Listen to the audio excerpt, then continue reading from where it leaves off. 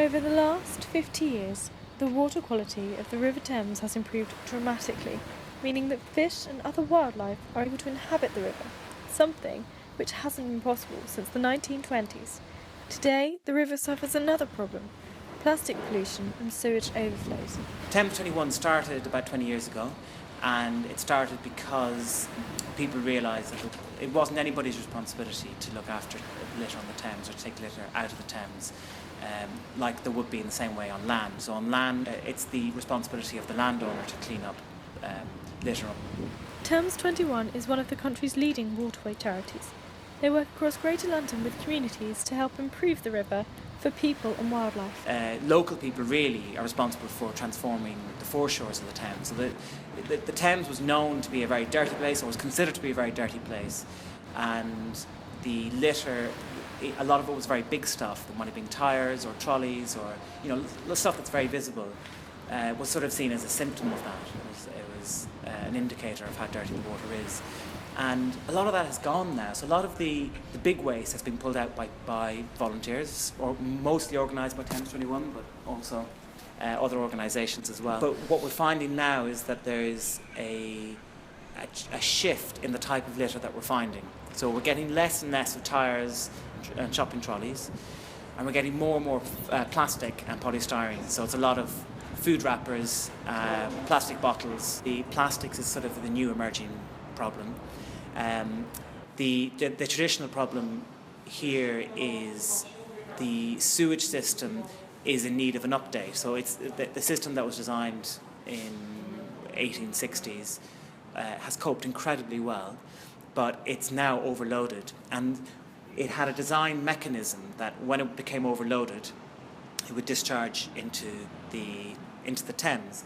So whenever it rains, because it's a combined system, which means that the rainwater that comes off the roads or comes off the roofs, instead of going straight into the local waterway, which is what would happen if you designed a modern sewage system now, is you would separate the clean water from the dirty water.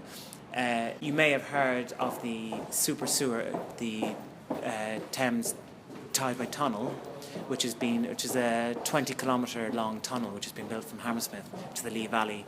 Tideway is the organisation that will be developing and creating the new sewage system, Thames Tideway Tunnel. Thames Tideway Tunnel will be 16 miles long and will take approximately 7 years to build. On an average year, you get 39 million tonnes of raw sewage into the Thames, which is a heck of a lot and actually needs to be dealt with urgently.